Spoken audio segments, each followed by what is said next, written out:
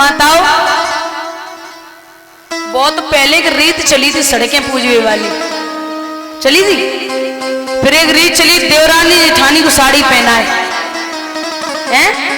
सही में। फिर एक रीत चली नानी अपने नाती को दूध पिलाए, ओ मैया रे। फिर एक रीत चली सारी अपने जीजा को जलेबी खवाए, देख रहे हो।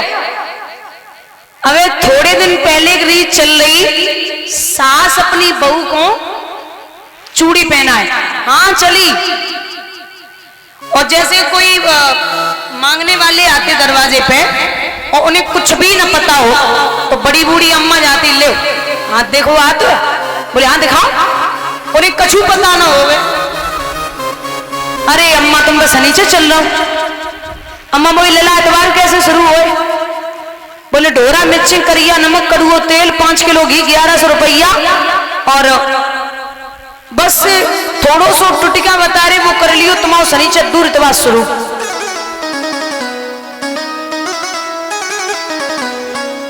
अब जब ये बात समझ आई तो बाबा से कह रहे भगवान की बाबा जब ये लोग इतने अंधकार में फंसे हैं और आप वही काम करोगे तो ये तो बड़ा हमारे लिए खतरनाक हो सकता है। बाबा बोले फिर अगर इंद्र का पूजन नहीं होगा तो फिर किसका पूजन होगा?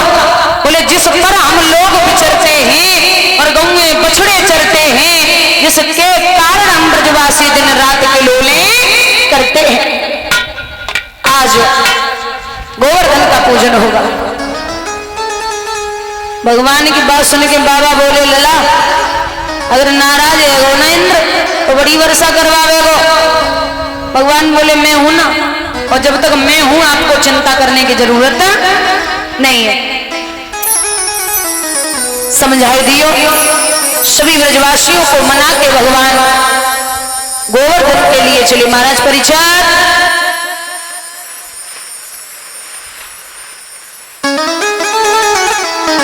महाराज परीक्षित उनकी धर्मपत्नी और फौजी भैया उनकी धर्मपत्नी खड़े हो जाइए। फौजी कहाँ है? आप पक्का आप ही हो?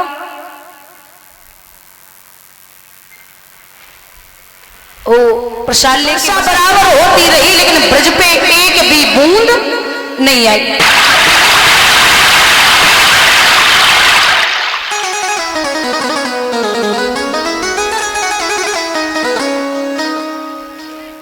रोज भगवान के लिए भोग जाता। हमारे माधव को यानी कि प्रभु को 56 प्रकार के भोजनों का भोग लगता है। 56 प्रकार के भोजनों का भोग लगता है। प्रभु ने 7 दिन तक उस पर्वत को अपनी उंगली पर रखा था। कितने दिन? 7। और महाराज एक दिन में 8 पैर होते हैं। कितने? 8। 7 दिन पर्वत रखा, एक दिन में 8 पैर होते हैं तो 8 बार प्रभु को भोजन दिया जाता था एक दिन में। तो 7 8 56। इसीलिए भगवान को 56 प्रकार का भोजनों का भोग लगता है। यहां प्रभु ने देखा कि ब्रज पे एक भी बूंद नहीं है।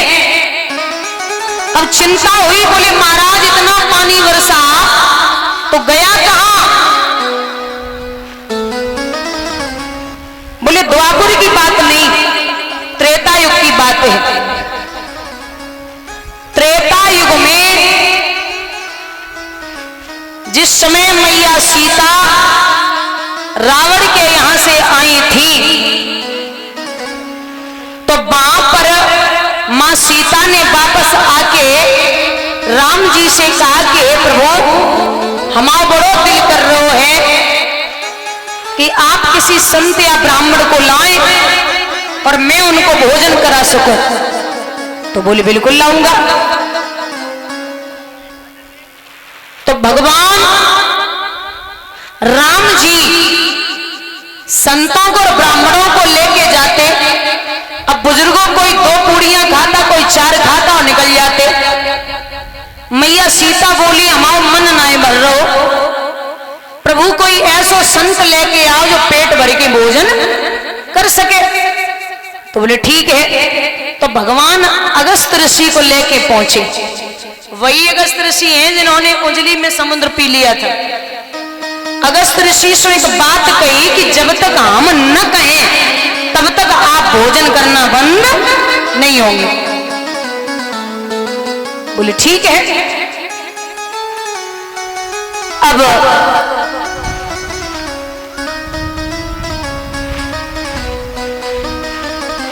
अगस्त ऋषि सुबह 8 बजे भोजन पे बैठे। 8 बजे बैठे, 9 बज गए, 10 बज गए, लगातार समय बढ़ता गया। महाराज सुबह के 8 बजे से शाम के 8 बज गए, लेकिन अगस्त ऋषि ने भोजन करना बंद नहीं किया। मैया सीता बोली और चाहिए बाबा।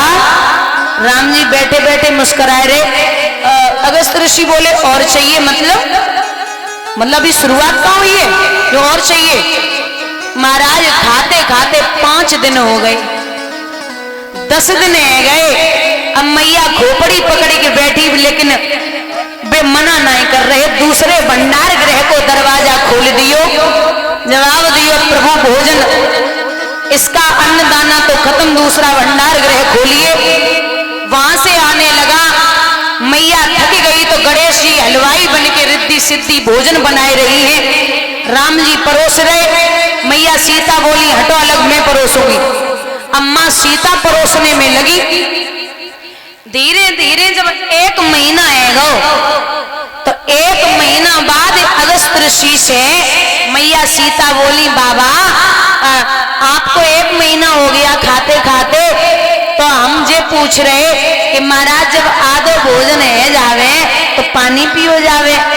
अगस्त ऋषि बोले बिटिया जब आधो हो जाए तो हम पानी पी ली। बोले 1 महीना है गो, अबे आधो ही ना है वो। बोले नहीं अभी आधा नहीं हुआ। महाराज 1 महीना 5 दिन 10 दिन 15 टोटल 2 महीने हो गए। मैया ने रसोई घर से बाहर निकल के बैठ गई और राम जी को देख के बोली अरे जितने आए रहे थे वे खाए नहीं रहे और अब जो ऐसे लेके आए हो जो भोजन कर वो बंद नहीं कर रहे। बोले तो क्या करें। बोले महाराज अब बस इनसे कह दो कि ये बंद कर दें। बोले ठीक है। राम जी ने इशारा दिया। बोले महाराज अब भोजन करना बंद करिए। अब अगस्त ऋषि भोजन करना तो बंद हो गया। बोले पानी लाओ। अब जब बता महाराज 2 महीना भोजन कर सकते पानी कितनों पिएगो।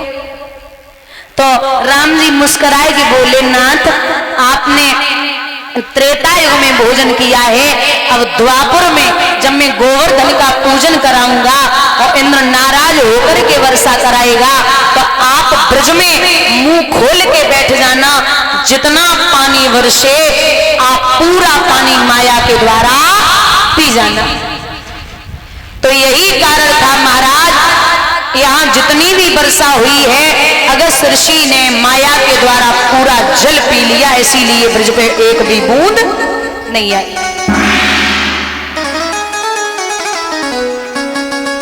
इधर इंद्र को पता चला कि साक्षात ब्रह्म ने पूजन कराया तो जाकर के चरणों में गिर पड़ा, मुझे माफ कर दीजिए, हमसे गलती हो गई।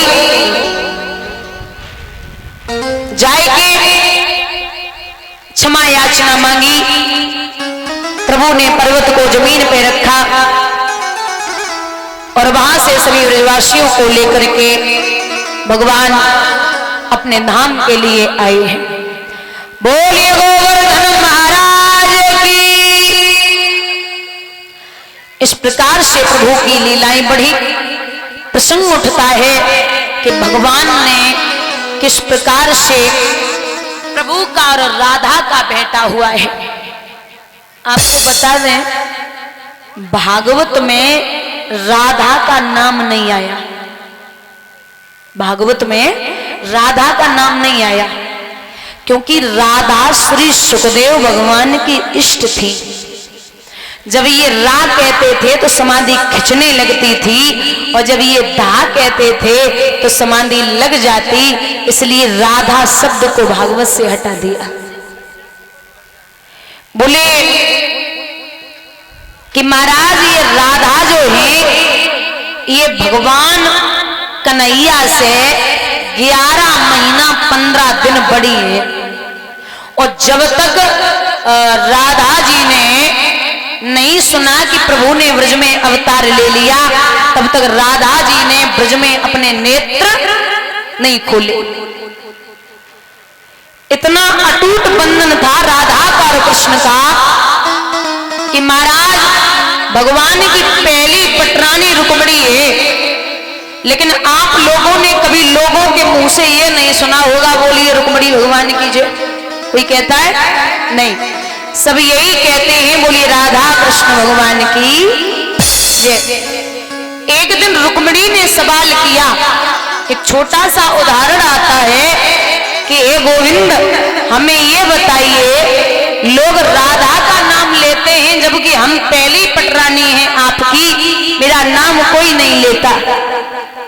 तो भगवान बोले जाओ, अगर तुम्हें संदेह है कि लोग राधा का नाम क्यों लेते, तो आप जाकर के खुद देख लो, ठीक है। तो देखने के लिए रुक्मिणी ने 16 श्रृंगार किए, सज धज के चली। श्रोताओं राधा पीले वस्त्रों में बैठी हुई, रुक्मिणी ने प्रणाम किया, बहना प्रणाम करती हूं, आप राधा हैं? बोले हाँ बहना। सुंदर तो बहुत है। रुक्मिणी देख के टकटकी लगा के रह गई, लेकिन थोड़ी देर के बाद जब ढंग से निगाह डाली तो क्या देखा है